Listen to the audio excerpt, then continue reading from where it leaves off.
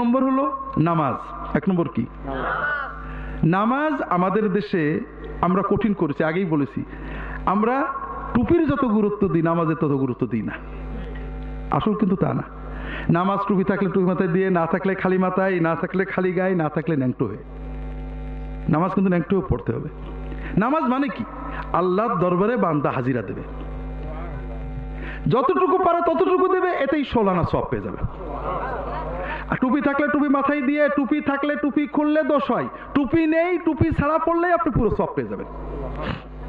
জামা নেই খালি গায়ে, কাপড় নেই ন্যাংটো হয়ে, ওযু নেই তায়াম্মুম করে, সূরা কেরাত জানেন না, শুধু চুপ করে দাঁড়িয়ে থেকে অথবা সুবহানাল্লাহ পড়ে নামাজ পড়বেন, এতেই 16 আনা সওয়াব পেয়ে যাবেন। কাজেই নামাজ আমার খাওয়ার মতো। অনেকে বলে হুজুর টুপি নেই, হুজুর সূরা কেরাত জানি না, নামাজ পড়ি না, আছে নাকি এরকম? কিন্তু কেউ কি বলে হুজুর খাওয়া দাওয়া